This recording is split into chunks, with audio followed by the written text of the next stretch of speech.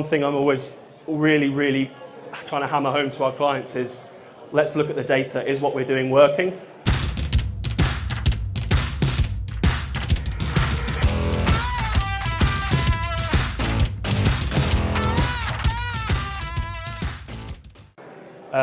First and foremost, and probably most importantly from my perspective, is collaboration from all parties.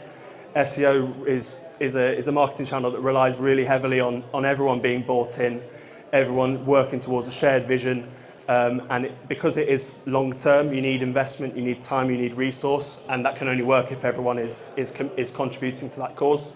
So having realistic and achievable goals with managed expectations is a must for any successful SEO campaign. SEO is something that I feel works a lot better if you have ways of working, if you've got like solid approval processes for content, a solid way for your development team to implement technical changes, solid process for outreaching to other businesses to try and build links to build your brand.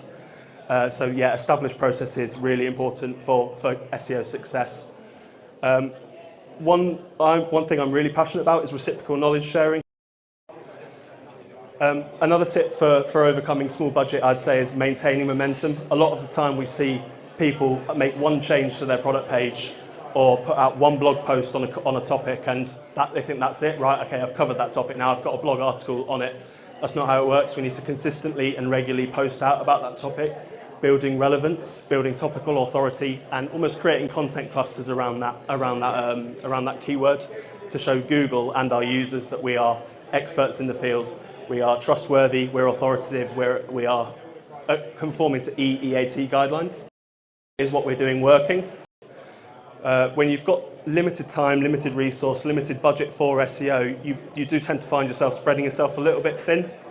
So you're touching content, you're touching links, you're touching technical, but not really enough to make a tangible difference to your website and to your overall business performance organically. So how can we overcome that challenge?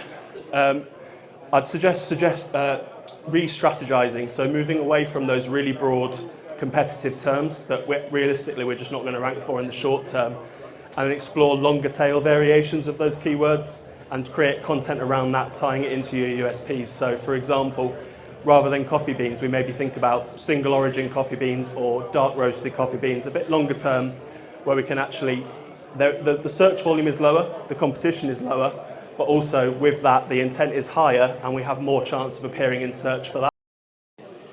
And then finally as well, just set up any data that you have access to try and track your progress.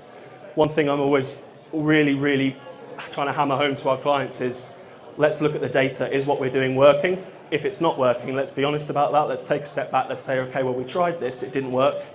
The data is telling us we need to do something else. So let's take a look, let's take a step back and look at the data, what it's telling us.